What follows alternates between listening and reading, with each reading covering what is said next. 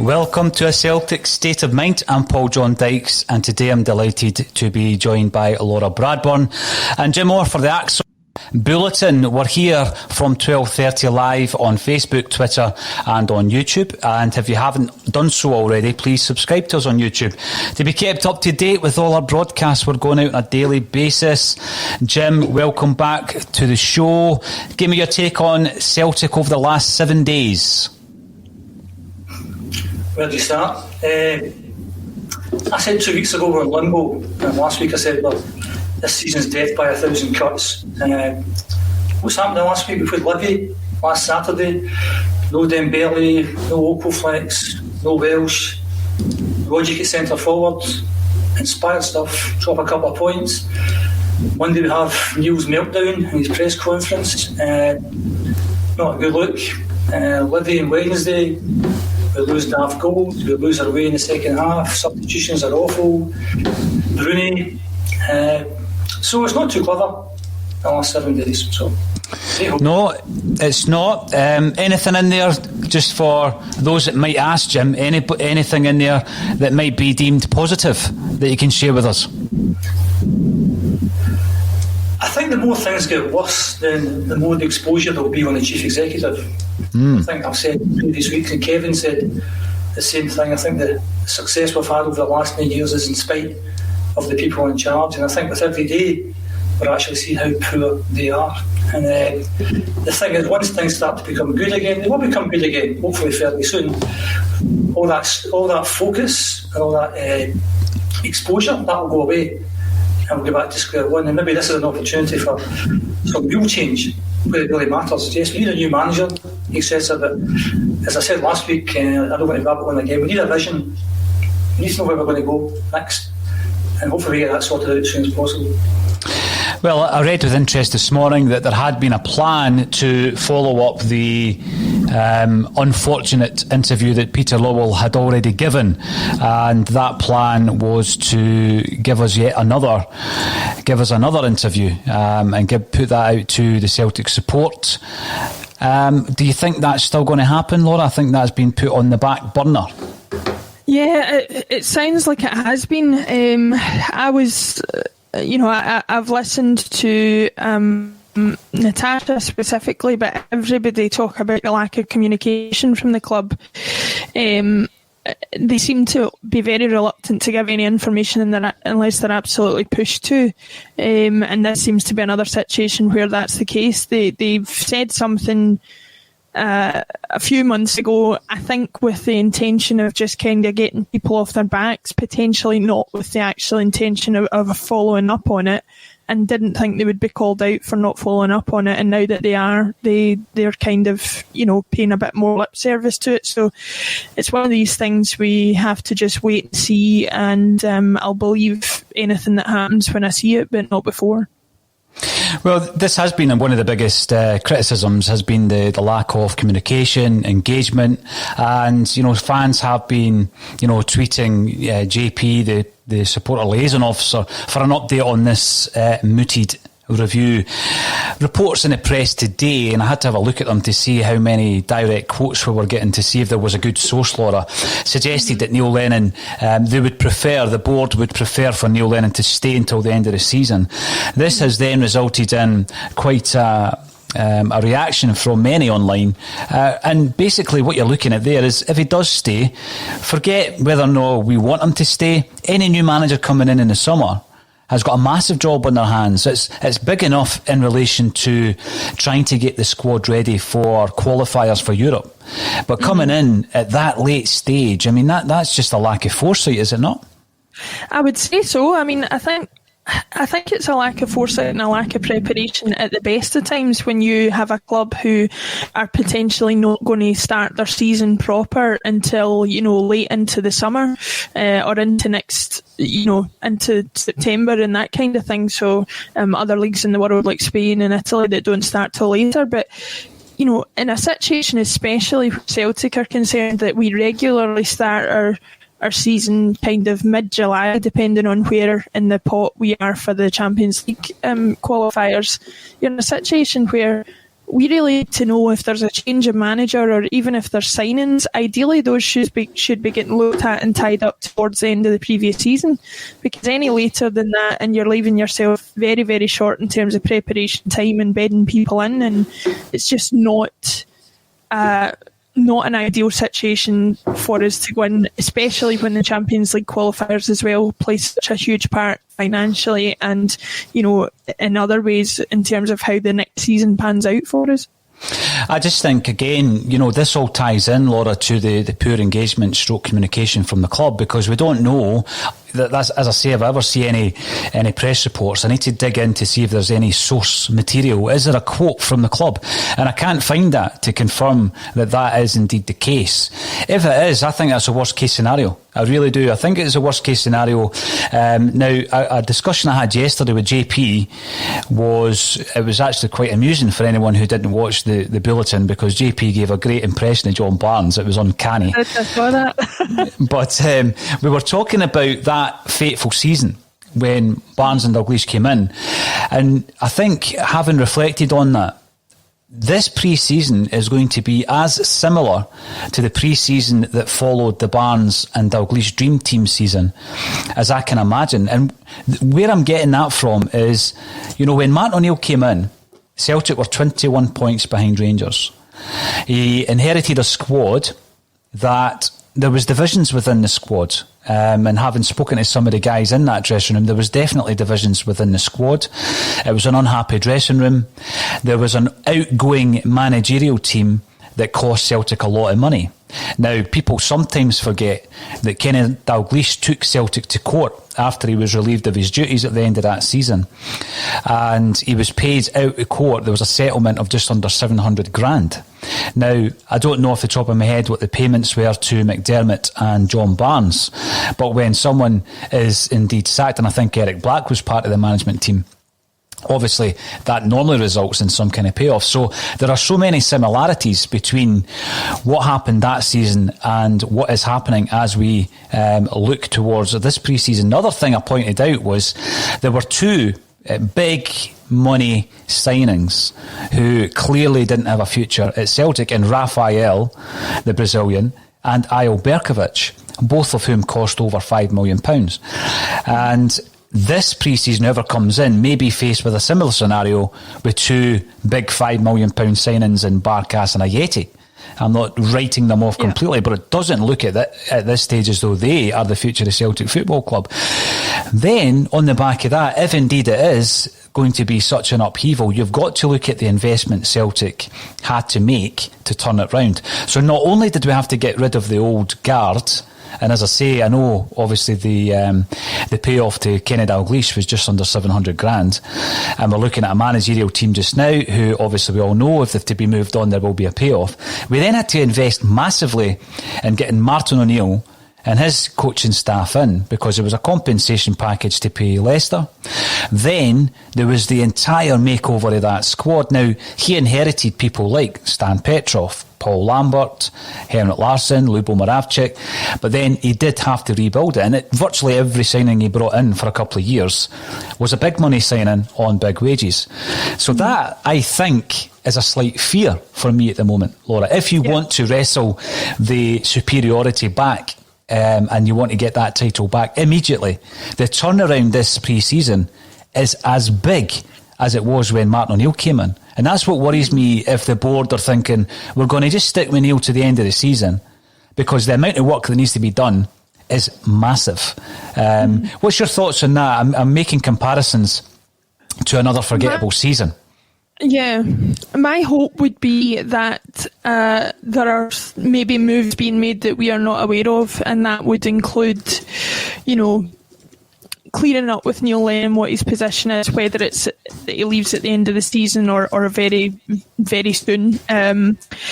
If the decision has been made that it doesn't leave to the end of the season, what I would hope is happening is that there has been a manager tied up for next season, and that conversations are ongoing about what kind of players he would like to bring in, where he thinks the weaknesses are in the squad, and that kind of thing, to avoid the very type of situation you're talking about, where he comes in, he's feeling under pressure to play perhaps big money signings that he had nothing to do with identifying or bringing in, because as we all know, it's not good for the players concerned, never mind the manager coming in. Look what happened with Marian Shved. I mean, he came to us off the back of I think he was named Ukrainian Player of the Year in the league that he was playing in before he joined us.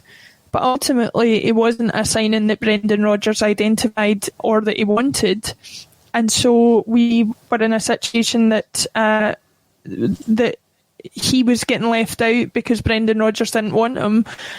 Brendan Rodgers' relationship with the board deteriorated after that, and Shved ended up wasting a year of his career. So, there's a two-way process by which there are people at the top of these clubs sort of playing with the careers, and that's something that we can't afford to do, either for the sake of the manager or for the sake of the players coming in. No, you're right. And again, there's obviously, you look up at the date and time's running out, Laura, in relation to any reinforcements that you're looking at just for this season.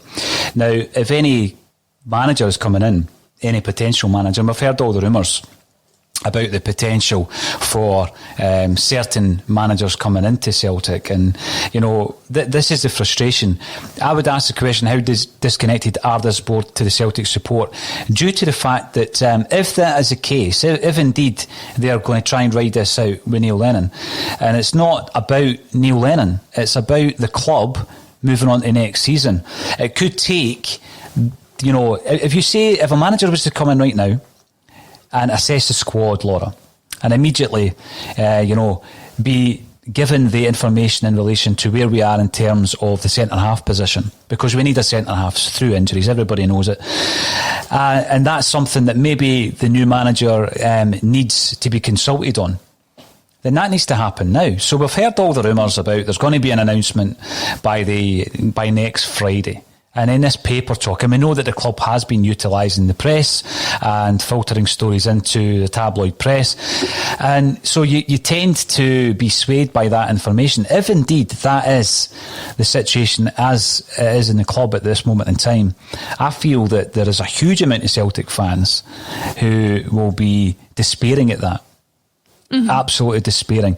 And I keep saying this, but over the next month or two, season ticket renewals are going to start dropping, and the club surely know the kind of feelings amongst a massive part of the Celtic support. So on the one hand, last week we were talking about, is Eddie Howe the man for Celtic? This week we're kind of being fed the line that Neil Lennon's going to be the man for Celtic this season. So it is a disconnect. I mean, are the club listening to Celtic fans? How can they listen? I mean, do they know what's going out there in the World Wide Web, on social media, on podcasts? Do they care? I can't imagine they're caring, and not to harp back on it again, but the whole Dubai situation indicated to me that there is a club there and a staff and a chief executive who are not taking into account the struggles that people are having. Like I've heard you talk before about how season ticket goes from necessity to desire to luxury, and we're certainly in the phase where the season ticket is a luxury. They have to make shelling out £600 or however much money it is for how many people you've got at home that have season tickets. They have to make that worth people's while, and that needs to be through the signings that they make, through the extras that they offer to people who have season tickets. Like, for example, right now I don't have a season ticket, and the only difference between me and somebody who has one is that they can get what I've heard is a pretty substandard access to watching matches. To me, that's not acceptable. And I think as well, I mean, I hate to say it on a Celtic podcast, but I was listening to BBC Scotland radio, I think it was last night. I certainly saw the clip last night. Stephen Naismith was spot on with what he said. The only way that season tickets are going to be sold is if there's an indication of ambition from the club. That goes from the manager that we appoint, the players that we sign, and anything that is offered by the club by way of communication. Now, I'm not talking about hampers and, superfluous things that don't really matter in the scheme of football. But I'm talking about things that will make the experience of following Celtic better from a footballing perspective, and that's something that I think's been lost. Also, what you might have noticed has been lost is the one and only Jim Orr. Now, the reason for that, there was a wee bit of interference with the sound, so I'm going to try and bring Jim back into the broadcast, and hopefully that clears up. So there he is. Jim Orr, you're back in the room. Can you hear us? Now he's quiet, which has solved the issue because we can't hear any interference. But indeed, we can't hear you at all now, Jim. I'm going to keep you up on the screen until your sound comes back to us. In the crowd, who is commenting via YouTube, Celtic website not been updated for 2 days, the ostrich manoeuvre. There is this disconnect, and this is the big issue in relation to what do you believe, what don't you take as gospel, Laura. So when we see these stories about Celtic keeping the gaffer, do we wait until the official statement comes out? Is that the only way that we know what's happening? But I hadn't seen the interview, or heard rather the interview that you're referring to, but I had read it this morning on one of the Celtic sites. And again, regardless of who came out with it, I think if you're just looking at the actual facts that he stated, he is 100% correct, because Celtic supporters now are feeling that whilst, for a large part, and people do disagree with this, whilst Neil Lennon's at the helm, things are not going to improve. So the point was made that when the review was announced, we were closer to Rangers than we are now. This comment that he made, and it was after being posed a question by the Cynic, the Celtic podcast, the Cynic, in relation to, this situation where there's a dramatic failing over a short space of time, then, that would be the time for him to kind of review his situation and move on. That's happened. And he's saying that he's not going anywhere. So the contradictions continue as well. Now, just a quick sound check. Jim, can you give us a 1-2 to make sure we can hear you? Because at the moment you are absolutely silent. Can you try again? Unfortunately, it sounds as though we're losing Jim, so we'll see if there's anything he can do in the background. It sounds as though you're muted, Jim. So yeah, Laura, in relation to those comments then, I mean, we don't speak on a Celtic State of Mind, we don't speak for the entire Celtic fan base. What we try and do is get an overview of the views and considerations of Celtic fans, and we get that through some of the comments that come through during the broadcast. So Caplo Mark, the disconnection is as wide as before Fergus. There appears to be similar disregard for the supporters then. And again, I understand exactly what you mean there, because two different sets of situations. The club completely different now to what it was back then, but in relation to how disconnected the fans are feeling, there's Jim, and I can hear you this time, Jim. 1, 2, 3. Yeah, we can hear you. But the way a lot of fans are feeling, it is a real disconnection. I'm going to throw this one out to Jim Orr, because obviously Jim was heavily involved in supporter movements, street movements back then, Jim, with Save Our Celts in the early days. Is this disconnection as wide as it was back in your day, back in the early 90s? I don't know the board been disconnected, but I'm disconnected today, so that's the main thing. In terms of the early 90s, I would say so, because I also think there's a sense of you will never get to this board. This board are too big. This is a big public limited company. And what you had back in the early 90s was a board room full of people who weren't wealthy men, who weren't particularly clever men, who had a deadline to build a new stadium, had no money to do that. So there's always going to be an end in sight. I don't see an end in sight to this board. which is maybe no bad thing, as long as they get their act together and start to do what they should be doing. And I keep coming back to the vision thing. I'd like to know what the vision thing is. I'd like to know what the structure is going to be. And there's no reason why they couldn't tell us what the structure should be. Because if they go down the route of director of football and head coach, then Neil Lennon or John Kennedy could be that head coach. They don't have to give us names. Just give us some sort of structure, give us some sort of vision. What are the objectives for the club? Because people talk about and work environment having smart objectives. Stands for specific, measurable, achievable, realistic, time-bound. What are our objectives as a club, both domestically and Europe? Domestically, every season we should be looking to win all the trophies because we've done that. And that kind of fits the smart objectives. Europe, what's our objectives in Europe? I just think that maybe 2 out of every 3 years we should be in the Champions League. And every year we should be playing football after Christmas. What are the board's objectives? Because you just make bumble along and let's just see what happens next. Because if we know what the club's objectives are, then that will kind of manage your expectations. Because we've had a chat before, and you said about your expectations of the club are X, Y, and Z. And I've always said to you, don't have that, that's too high. My expectations are very, very low. And they tend to meet my expectations more often than not. And what's happening this year, I think it's just to expose them for what they are. And I don't know how much if you take things like how much we want to pay for a new player. Now, you have to balance the books, and I understand that. Like Peter Law, I'm also a chartered accountant. He's one of my people, basically. I'm also the same age as Peter Law, so there's a bit of a hint there. If he gets a push, I'm here. So you have to balance the books. So from my point of view, when I look at Celtic, there's a kind of ceiling in terms of having to spend on a player. And I was astonished in a good way that we spent 9 million on Edward. Astonished for a club like Celtic. Because we have to balance the books. 7 million on Julian 2 seasons ago. Astonished.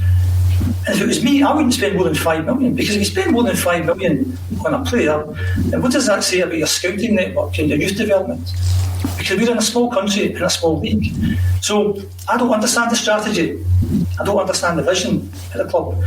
And they're very, very silent in this kind of stuff. And don't tell us things we need to know, but just give us some sort of hint of kind of where we're going. And I'd like them just to come out and say that we're putting a new structure in place, it'll be in place by April, and Neil and the rest of the guys could be playing a part in that. Don't hang Neil out to dry.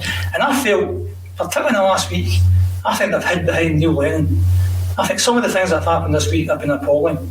If you go back to the press conference on Monday, that clown halfway through it saying to him, by the way, there's another guy out.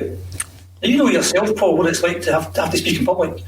And nobody likes to speak in public. That was really bad. Now, nobody likes to speak in public, and as you know yourself, Paul, because you do a lot of public speaking, people say that they'd much rather die than have to speak in public. So that's a really I'd imagine that's the toughest thing that a manager has to do, because the other parts of your job you're dealing with the players all the time. But if you have to speak to the public, and given the social media the way it is just now, that's potentially down to thousands, tens of thousands, millions of people. So you have to plan that in advance. You have to have a strategy there, as you well know, given what you do.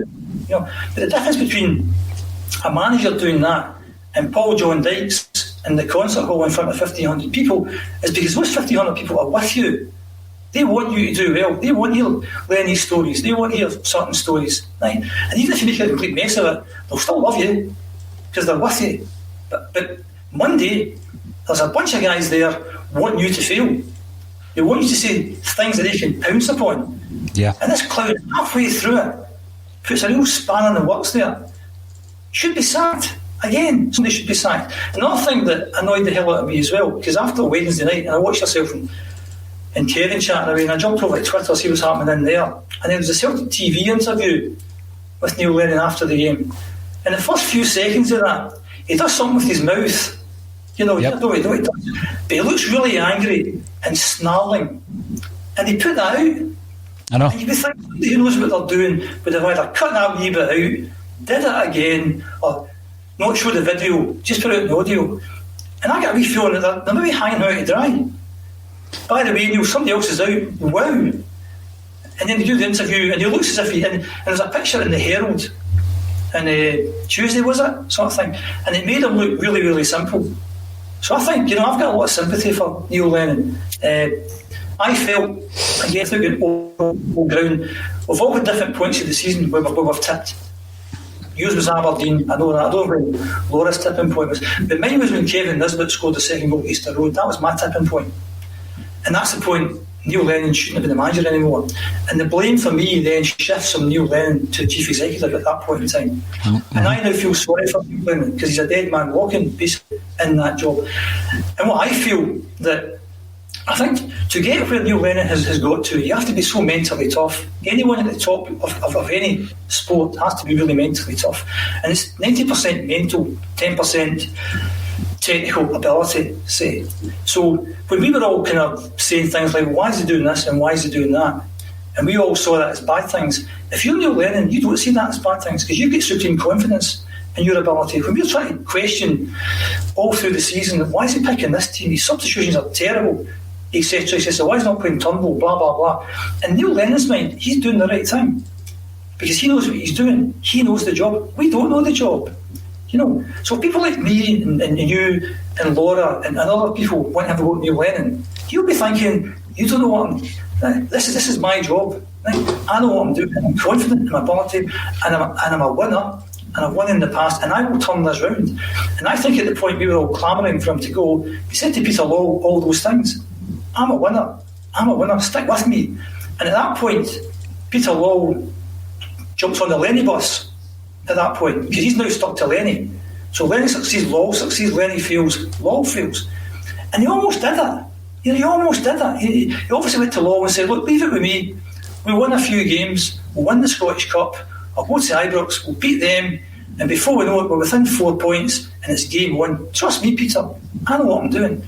And I think as well, from what you've said, Jim, I totally agree. Like, I sometimes get frustrated when things happen, and I know that I'm not going to be on the podcast towards the end of the week because it's all been talked out by the time we get in to get our tuppence worth in or whatever.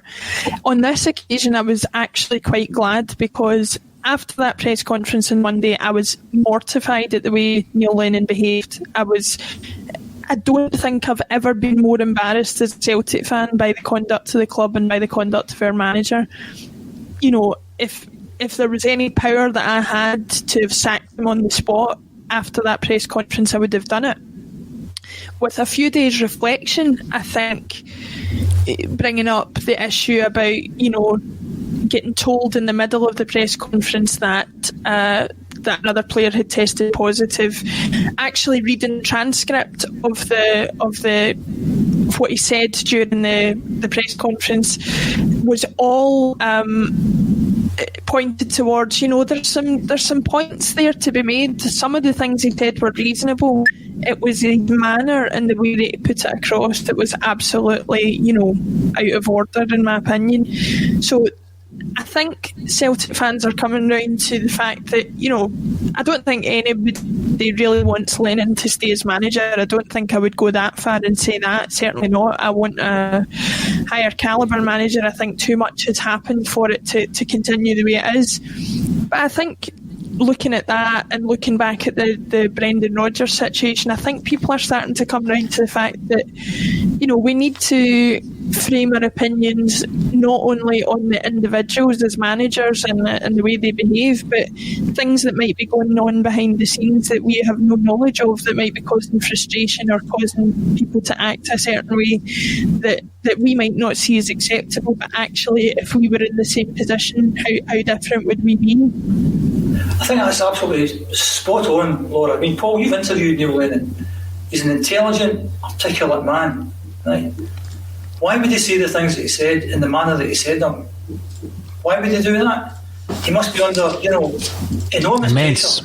Yeah. Enormous pressure under there. And people aren't helping him, I don't think. And yes, what he said, the manner in which he said things was unacceptable. But I think if you peel back, as Laura said there, to go a wee bit behind that, to understand why he's saying these things and the way that he's saying them. Because all Neil Lennon had to do last Monday was come out and said, I'm not going to talk about Dubai. Peter spoke to you last week. That's moved on. We've got Livy Wednesday night. Let's talk about that. That's all he had to say. And Lenny's been in the game, 20, 30 years? He spoke to the media hundreds of times. Even though the media, but he didn't do that. And either he's got a reason for doing that, or something has happened that's just thought, bang. And I think, again, my theory is that my tipping point was Kevin Nisbet's goal at Easter Road. I think Lenny's tipping point was Kevin Nisbet's equaliser in the game at Celtic Park, which he must have been sitting watching the game on the TV. Because I think, again, if you put yourself in Lenny's mind, you're a born winner, you're positive. So you don't win at Ibrox, but you go to Dubai and you're coming back and you're pumped and you're going to go for it. And okay, maybe if we win the games in hand, there's a 10-point gap, win the 2 Glasgow derbies, it's 4. That's the way Neil Lennon's thinking. That's the way you have to think when you're a top sports person. You have to think that way. We're going to win this league. I'm going to show them. I'm going to do the 10. That's in his mind. That's what's going to happen. And then Dubai blows up with the 13 players been out. And he's having to sit and watch a game on his TV. And we're 1-0 up, get into the last minute thinking, well, that's quite good. We managed to get 3 points. And I think when it scores, maybe he does realise it's over. It's just over. That's it, finished.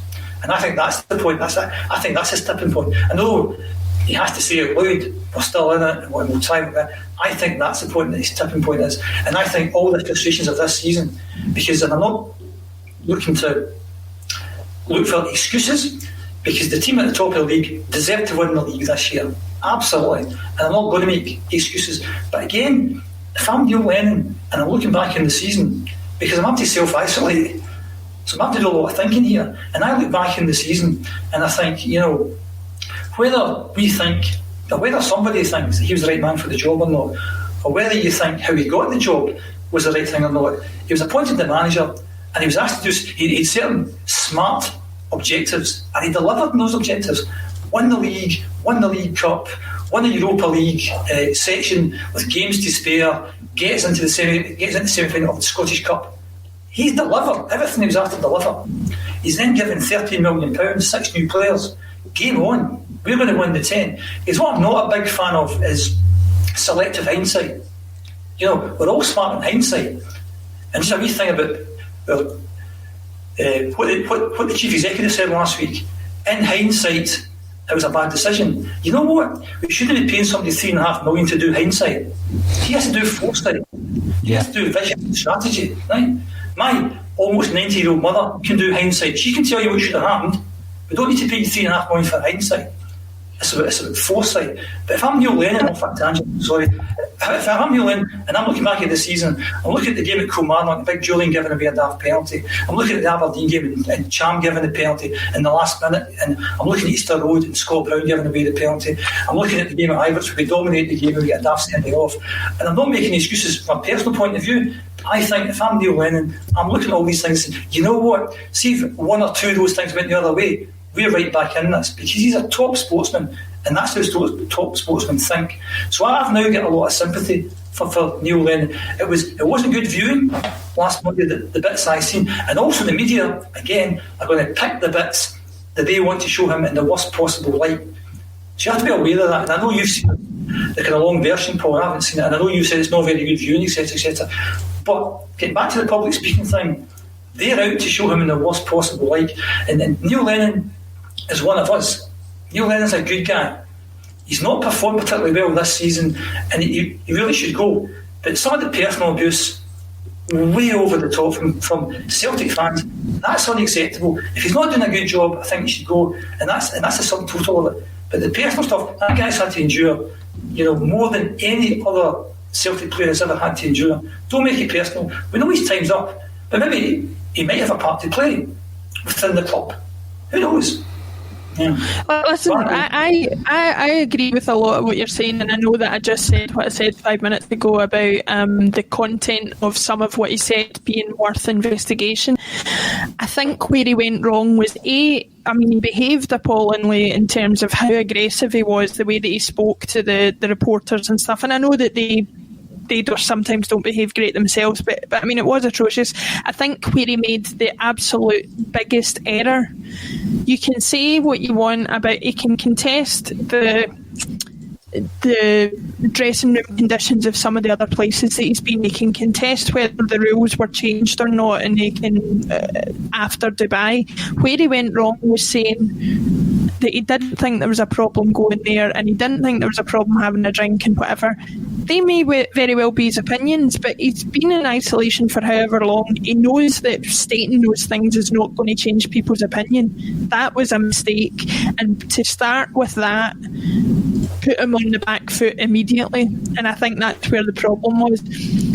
What hasn't helped his credibility since, and it's kind of their word against his, but to have St Johnstone and Hamilton and the Scottish Government come out and debunk everything that he said, you know, puts his credibility as far as some of the statements he made through the floor, and I think that's certainly where, from an employment and a management point of view, he can't continue, whatever your opinion of him is as a person and what he's been through in his time at the club.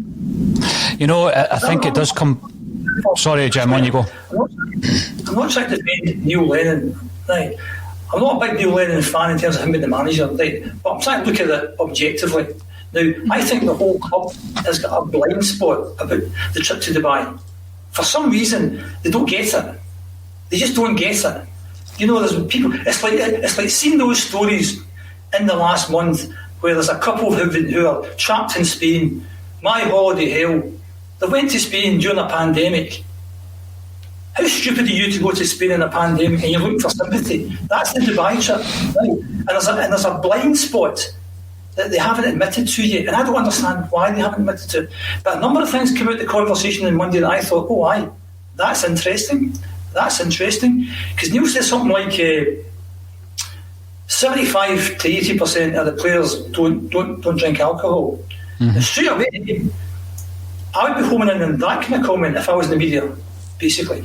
Because one of my bugbears is alcohol in this country. Right? Alcohol spoils this country. People are too dependent on that. That's what we're looking for. Alcohol equals good time. Right? So to me, 75 to 80% of our players are doing the right thing. They are top-class sportsmen and they shouldn't be drinking alcohol. I don't think Neil Lennon sees that because he's old school. Right? So we've got 20 to 25% of the players who like a beer. Again, go to Dubai if you want. You think that's a good idea, but surely they should be saying, don't drink alcohol, guys. I know you're working hard, but just have a soft drink, just have a cold, just have some water. Don't drink alcohol. Alcohol is banned. But what do we see?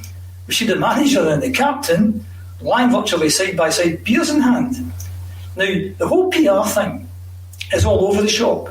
Now, or either the PR thing is good, but the manager's not listening. I don't know, but there's such a disconnect between the whole thing. And the thing about Monday's interview, surely one would think that the PR guy, whoever it is, we keep talking about PR guy, maybe a woman, who knows, but PR person, you think would have sat down with Neil Lennon and planned that out and said, right, Neil, what I said before was, tell them straight away, Dubai's off limits. We're just going to talk about the football. And if you do start talking about Dubai, stick to this and only say that. And don't do a John Kennedy and say football. And again, it's not like a Michael Spicer, you know. See the thing though, Jim. I think that's a good point, and it is a PR guy, incidentally, but I think it's a good point because it comes into the communication of the club. It was really, really bad communication on Monday. Even if the communication guy had said that to Neil Lennon, his opening gambit was to have a go at Andy Walker for calling it a jolly. So he's brought up Dubai. You know, it wasn't as though anybody else brought it up. He brought it up himself. Neil Lennon brought it up. And so even if he's been told before he goes in there, don't mention it, he's gone rogue. I think he's gone rogue anyway. But it comes back to the poor communication all around the club, because it's all part of the same problem, whereby should the PR officer have briefed him? I'm sure he did before that. Should he have imparted the information about the second casualty? Absolutely not. It's just poor communication. So Patrick Murphy brings up the point. If this morning's rumours are true, then the self-sabotage continues. However, the noises around the club are so mixed right now, so who knows what to believe. Communication is vital and we have nothing. Now, someone suggested on my Twitter feed this morning that we could, because we have obviously the live feeds for the games. Laura, Jim's dropped out temporarily again. We've got the live feeds for the games, so you are basically opening up an opportunity to address the season ticket holder base and all the corporate tickets that obviously have been given links. So at that point, I don't think that many people have been too enthused with the pre-match entertainment this season in relation to the season ticket pass. But what you do have is you've got a fantastic opportunity to address the fan base in terms of the season ticket fan base. And then that video after the game or even during the game could be dropped onto the YouTube channel. So you can address. So I thought it was interesting that apparently there was a planned address to the Celtic support this week by Peter Lawwell, which has been shelved following Monday's situation with Neil Lennon. But if you're going to do it, and it's not going to be interactive, because I doubt very much that he'll ever agree to that, then do it before the game, because you're going to then have a whole blanket the Celtic season ticket holders. Use the communication avenues. And also, if you're blanking the opportunity to communicate based on Monday, surely as a chief executive you would want to get out and communicate straight away. If he's thinking that what Neil Lennon did on Monday wasn't acceptable, then why is he not taking the opportunity as soon as possible thereafter to try and right that ship? You can say what you like about some of the comments Peter Lawwell made in his apology, and some of the things were atrocious. Saying that COVID has affected us more than any other club is nonsense, and trying to justify things that weren't justifiable again. But he still had some sort of pretense of admitting fault and things like that, and Neil Lennon kind of blew all of that out the water, to paraphrase him himself, But I think it also speaks volumes that every word Neil Lennon utters as Celtic manager on an official Celtic channel is retweeted on Twitter. They didn't put the coverage of the press conference on Twitter at all. There's no evidence of the press conference on any official Celtic channel. So that tells you everything you need to know about what the club think about what his... I don't think we need to question whether he went rogue. In my opinion, he did, and that's become a major issue. I think that that Peter Lawwell, his first instinct seems to be to retract any potential communication he was going to make in light of a crisis, rather than take the opportunity to manage the crisis. Jim, I'm going to come to you with a point here, because just before you came on during the issue with the sound earlier, I was saying to Laura that I feel the comparisons between this season and the John Barnes season are going to be even more relevant at the end of the season. I don't know if you heard the conversation, Jim. Now, at that point, you've gone silent again, unfortunately, but at that point, the investment that Celtic required to turn that back round, the overhaul that was needed in the personnel and the new management team, that put Celtic on a run under Martin O'Neill that we'll remember all the good times, but financially it resulted in actual fact in Peter Lawwell having to come in 2003. Because the spend was so large in order to try not only to become the dominant force in Scottish football again, but there was aspirations in Europe, and obviously we did well enough to reach the UEFA Cup final. So Jim, I don't know if you heard the comparisons earlier on. Do you believe the overhaul that happened after the Barnes season is going to be as big this time round in terms of bringing in a team like O'Neill and others, plus all the signings, the overhaul of the personnel? And again, are we in a position to do it this time round? Because the last time it resulted in a not financial turmoil, but in a whole evaluation of the club on a financial basis, to the point where we brought in Peter Lawwell to change things. I think we've got the players there, so I don't think there has to be a big upheaval in terms of the players. And I think the ones that we have on loan, I don't think we'll miss them too much when they disappeared as well. It kind of gets back to the vision thing again. I think we need to know what market that we shop in. I don't think we have to buy too many more players in order to have the best team in Scotland. I think if the team that are there are coached properly, then we'll win the league next year.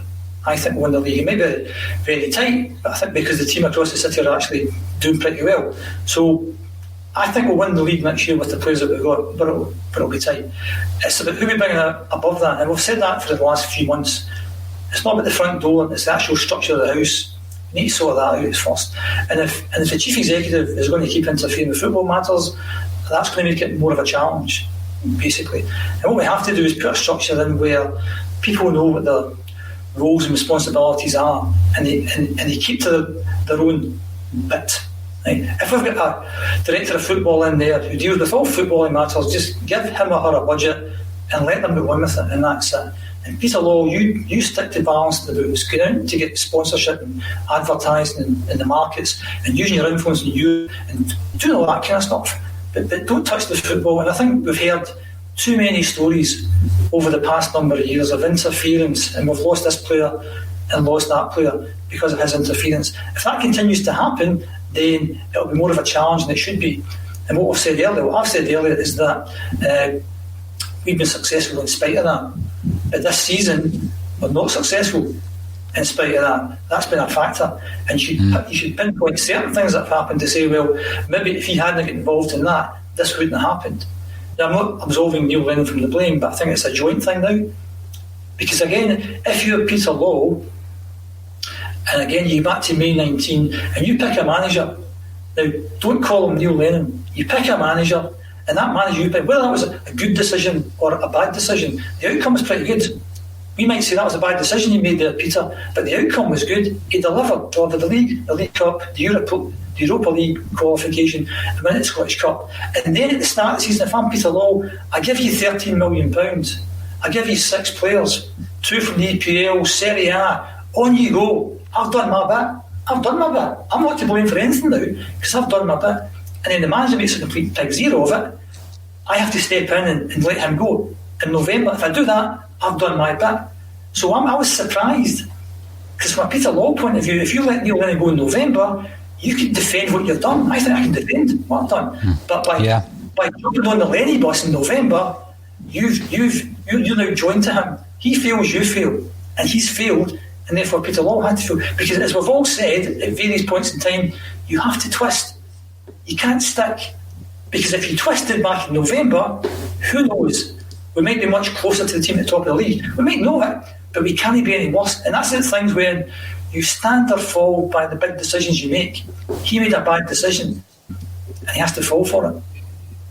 Now, Jim said something earlier on, Laura, I'm going to ask you about it, where he said basically that perhaps there are moves in the background that will include Neil Lennon. And I'm not so sure that Neil Lennon would buy into that. I mean, it would be difficult, surely, if he was to move from first-team manager to any position at the club, because, again, it's almost an admission of failure, something that he hasn't admitted to date. So we've seen it in the past where, we've tried to move a manager elsewhere within the club, and it's not happened. It's not been a success. I mean, do you see that being part of any future strategy for Neil Lennon to be part of it? I don't think he'd accept it. I've struggling to think of an example where that's happened anywhere, Celtic or otherwise, where it's been a success. I think it brings up 2 issues. One is, if Neil Lennon hasn't shown that he's got enough either on the coaching or the motivation side to continue to be the manager, then I struggle to understand what value he could bring to another role, whether it's a director of football or anything like that. The other problem you have is any manager who comes in thereafter is going to rightly feel kind of as if their toes are being stepped on a little bit. There's rumours that David Moyes, for example, Sir Alex Ferguson's legacy and his presence ongoing around the club was an issue for David Moyes to get his own ideas. Now, I'm not saying obviously there's different issues there because of the level of success that Alex Ferguson had, but the principle remains the same in that you lose autonomy as a manager if you come in and the previous manager remains, because there's relationships with some of the players there, there's ideas that some of the players might continue to use from the previous manager, and you can struggle to put managers struggle to put their own stamp on a team even after a previous manager leaves at the best of times. If that manager is physically still involved in the club, I don't know how that process gets made any easier. And I can't see an Eddie Howe or a Mark Hughes or anybody like that coming in circumstances like that and being happy with it. I mean, we've talked about Peter Lawwell getting too involved in footballing matters and how that might affect our ability to appoint a high quality manager. I can only think that would be even more the case if Neil Lennon was to stay around, unless he was literally to become, a first team coach or a youth coach or something like that, where he is absolutely 100%, underneath the manager. But again, like you say, I can't see Neil Lennon accepting a position like that, and so I really don't see how any circumstances in which it would work. Now, there's been a lot of talk about potential managers to take over from Neil Lennon if indeed he is not the Celtic manager at this stage or at the end of the season. Green Knight Guitar, I'm here waiting on Eddie Howe. Better get a finger out. Great manager. Now, the reason I bring it up is the managerial merry-go-round as well, Laura, is such that, you keep an eye on the English game, and you know that Eddie Howe is being linked with Newcastle, who already have a manager in place, and he's getting linked now to Cardiff City, who relieved the management team of their duties yesterday. Now, if, for example, one of these teams was to nip in and, are efficient enough to get the man in place quickly, then that then starts to create another issue as well, because we know that Peter Lawwell came out the last time and said Neil Lennon was our first choice. I spoke about this yesterday, and he was criticised for saying that he had never looked through the CVs, and people joke that they're sitting in some drawer in his office, in Peter Lawwell's office. But I mean, information that I am led to believe is that that's not the case at all. So we were in discussions with a manager, and those discussions broke down really late on. Now, that would be horrific. You imagine a situation right now where, let's say, we were in discussions with Eddie Howe, but we're not acting quickly enough, and somebody like Newcastle or someone like Cardiff act a lot quicker than us, because, I mean, they don't mess about, do they? You see a lot of these clubs down south. I mean, the West Brom situation was poetry in motion. Bilic is removed, and next thing you know, Sam Allardyce is there. It's like they don't mess about. I think this dithering could really come back to haunt the Celtic decision makers if it goes on any longer. Yeah, I think we've seen that plenty of times. John McGinn's the most recent big example of a situation. Obviously, there was a financial aspect involved to that as well, but certainly we wouldn't have been forced into an auction off with Aston Villa had it not been for the delay in actually putting the offer in the first place. And the same issue happens with management. The rapid nature in which managers are appointed and sacked and things like that. Appointing a manager nowadays is very much like trying to sign a player. So in either case, you're in a situation where, being slow off the mark is only going to cause you to have to look further down the food chain as far as quality and as far as experience is concerned. Eddie Howe, quite rightly, will be in high demand for a certain level of club, of which I think Celtic is in that bracket. And so we're in a situation where, unfortunately, probably a Newcastle or a Cardiff or something like that, who can offer as much, if not more, money than we can, and give Eddie Howe an opportunity to continue managing in a league system he's experienced with, is probably going to outweigh any opportunity, any temptation he would have to come to Celtic. I think the only way we could potentially lure somebody like that is if we get in first and there's actually no competition, because the minute there's direct competition from down south, unfortunately, I think we would probably end up being on the losing side. Yeah, and I think when we're dragging our heels, as we invariably do, Laura, under the circumstances, and yes, there's maybe been a time during the 9-in-a-row era where that complacency hasn't really affected the outcome. We're still winning leagues, we're still winning trebles. We didn't get John McGinn, but we still won the treble. But when you look back on it, and this is going back to what Jim said before with hindsight, you realise that it was actually very damaging on so many levels. The first level is the fact that Brendan Rodgers, and it wasn't the only reason why he left the club, but it was yet another reminder to him that you're not going to be able to do the job that you want to do at Celtic whilst you're up against this situation where someone who was employed to deal with all non-footballing matters is interfering with footballing matters to the point where a deal that could be struck with John McGinn wasn't. And others, we spoke about the Puccini deal whereby the goalposts were moved, and that was after the guy had actually flown into Glasgow to sign on a dotted line. So these situations that Celtic find themselves in, again, it could be complacency in previous years. We don't have the option to be complacent now, Laura, because as I said at the very top of the show, we're moving into the territory at the end of this season of having so much of an upheaval. Now, Jim doesn't think the playing staff, because we have such a core, and I agree with that. I think we do have a very good squad of players who, if coached with the right individual or team, could still craft out success. But I feel at the end of this season we're going to lose a batch of those players. It doesn't look at the moment as though we're going to lose any of them in January, but it's got to be said, some of the names that keep cropping up will not be here at Celtic next season. It's unfortunate that a couple of those, I think, would be pivotal team members such as Ayer or Christie or Edouard. I think we'll probably lose 2 out of those 3. So there will be a reworking of the personnel in terms of identifying your own men and bring them in. Martin O'Neill did that, and he was picking players out of the top league in England, and what came with the players is a transfer fee and a massive wage. Unfortunately, it doesn't sound to me as though we're going to be in a situation or we are going to be prepared to do that this time round at the end of this season, certainly. Laura, could you just tell me if you're still with us? I know that your camera has gone. Good.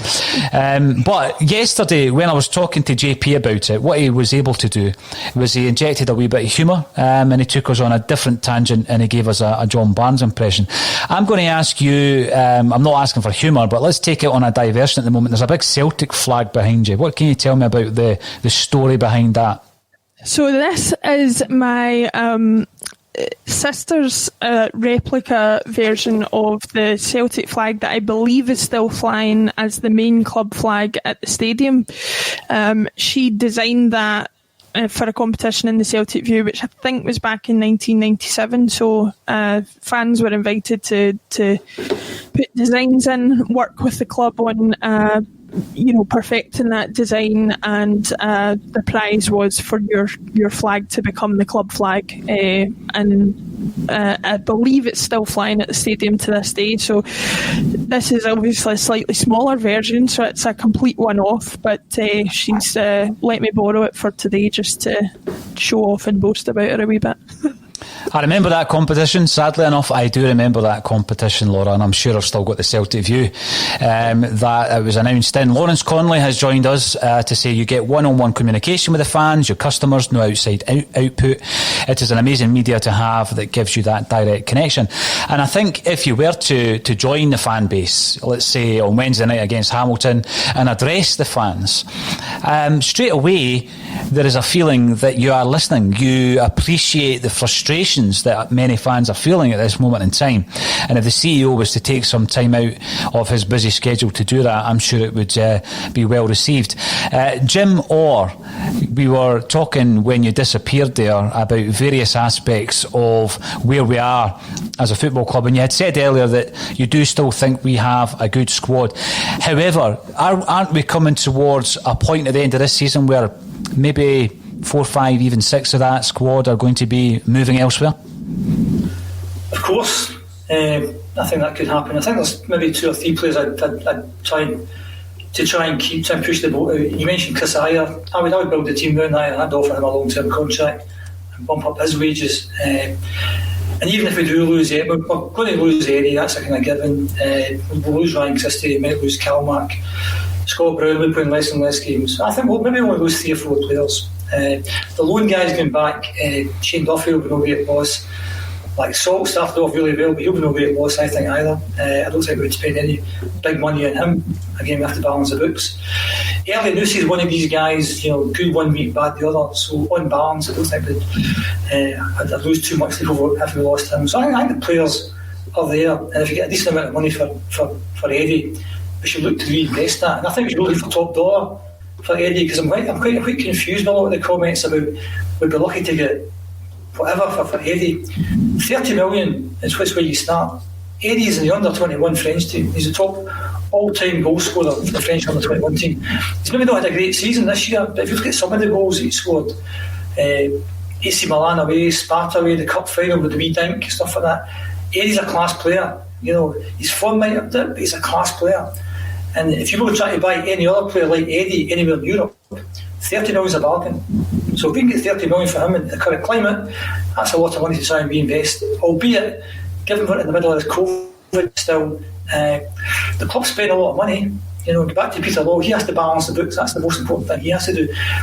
And I get a bit, when I see all these stuff about, we should get back this guy, he's only 10 million, we can't do that kind of stuff. And as I said at the very start, if we're spending silly money on players, that's a reflection in how poorly we're trying to scout players. We need to get that part of the club sorted out.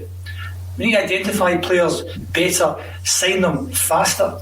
We need a better fast track for the youth players. Are they any good? If they're not any good, why aren't they any good? Why do we still have that facility at Livingston? Get that sorted out. And again, this is coming back to the structure of the whole thing. The success is, in spite of all that not being very good, what would we be like if we got all that sorted out? What would we be like? Yeah. No, you're right, and I think people do point to the European misadventures that we've had over the piece as well, and the kind of finance that could have come in had we got our ducks in a correct alignment before we went into these games, i.e. players actually playing in the European games. £10 million of talent sitting on the bench last season, and we fire out to Cluj. So again, I've got to thank everybody for getting involved in the comment section on Facebook, Twitter and YouTube. If you are watching on YouTube, make sure to subscribe, free of charge, and we broadcast on a daily basis. And later on this afternoon at 2:30 we actually have Anthony Haggerty joining us for an additional bulletin. We'll be picking Anthony's brains to see what he thinks about the current situation at Celtic. Laura, you won't be back until Friday of next week. However, if there is any breaking news, maybe we'll do an additional bulletin and pull in some of the under contributors into a bulletin. Will it happen? Who knows? We've got the best part of a week since the Livy game to do something, and there are rumours saying that, you know, it's all about behind the scenes discussions about contracts. Something is afoot. Who knows? I don't know what to believe at this moment in time, but we'll see how that progresses. All that's left for me to say is Jim Orr and Laura Bradburn, thank you once again for joining me on A Celtic State of Mind.